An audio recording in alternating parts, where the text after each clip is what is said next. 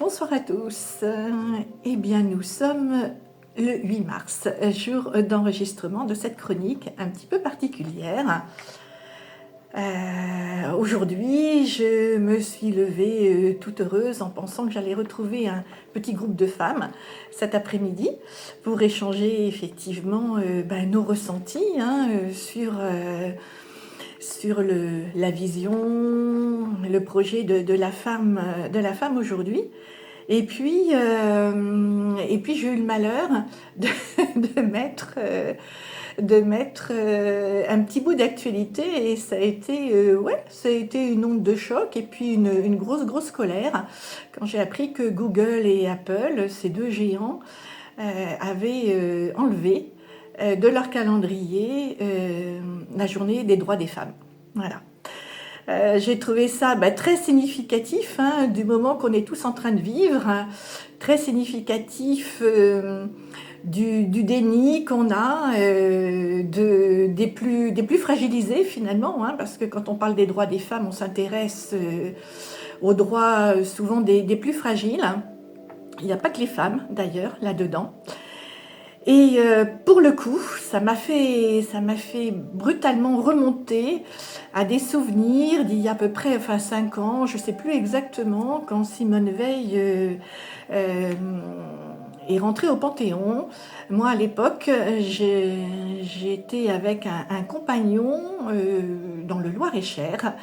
Et nous avons assisté à une célébration. Et lors de cette célébration, au moment de l'homélie, tout doucement, le sujet s'est orienté justement vers Simone Veil et a très vite basculé en disant gros que c'était une honte que cette femme tuait et avait tué et tuait encore chaque jour des millions d'enfants grâce à la loi Veil, la loi sur l'avortement.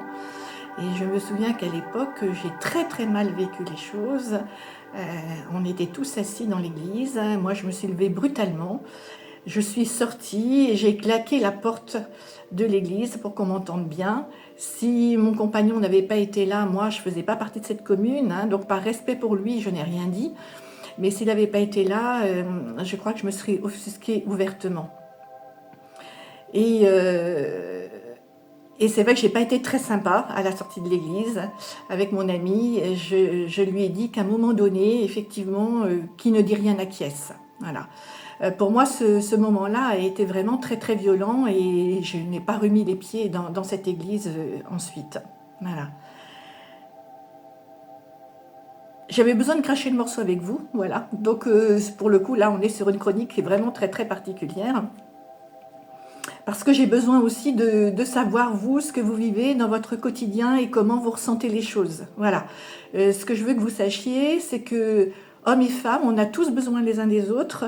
Nous, le respect des femmes se fera jamais sans le respect des hommes.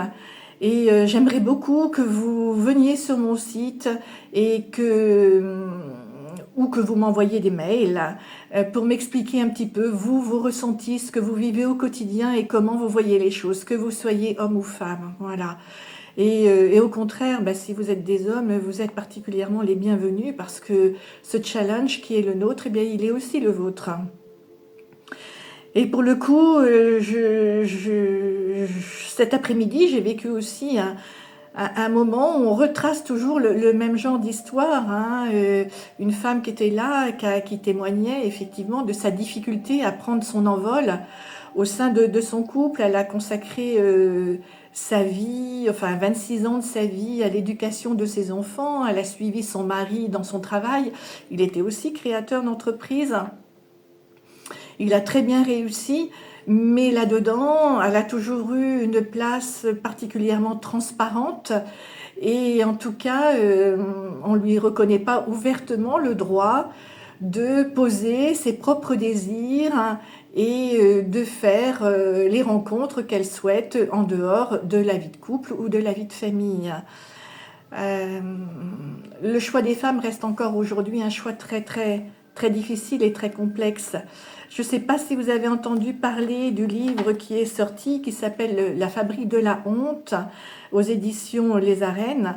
Je vous encourage aussi fortement à le lire, car il est très significatif, effectivement, du mode de fonctionnement qui est devenu un mode de fonctionnement auquel on ne réfléchit plus parce que c'est culturel, parce que ça nous emmène avec lui, mais on est toujours effectivement dans cette différenciation entre malheureusement le Don Juan et la salope, excusez-moi, mais on en est encore là.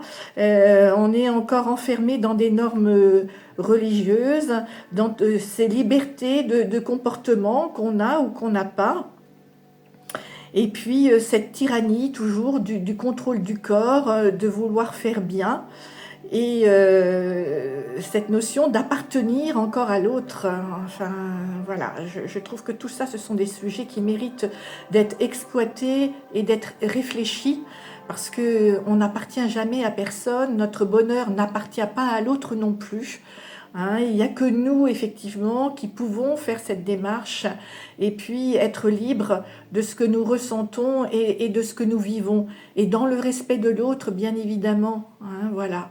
Donc, cette limite reste complexe, elle reste, elle reste vivante entre nos sexes, j'allais dire, hommes, femmes, mais pas seulement, voilà. Hein, c'est ce respect, effectivement, qu'on s'apporte à soi et qu'on apporte à l'autre, et puis le respect de ces différences qui doit nous permettre de continuer d'avancer aujourd'hui, voilà, plus que jamais. Euh, j'ai le souvenir aussi, au moment de mon divorce, d'avoir pleuré, d'avoir beaucoup pleuré parce que j'avais peur de me retrouver seule, j'avais peur de ne pas avoir les moyens d'emmener mes enfants dans les études qui leur appartenaient, etc. Voilà. Et tout ça, j'ai réussi à le transcender justement grâce à mes coachs. Ça a été très très important. Et tout ce que je vois encore aujourd'hui, c'est qu'on reste enfermé dans une sorte de schéma que j'appelle moi la séduction. Ensuite, il y a une proposition qui est faite, souvent par l'homme, voilà. Et puis, après cette proposition, qui peut paraître un peu flatteuse ou qui nous sort un petit peu de notre zone de confort, arrive très vite ce qu'on peut appeler une injonction.